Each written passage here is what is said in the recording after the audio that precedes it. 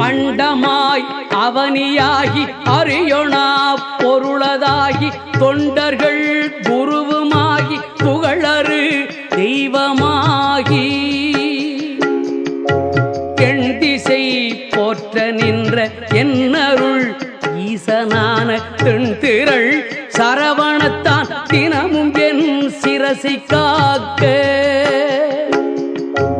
அண்டமாய் அவனியாகி அறியொணா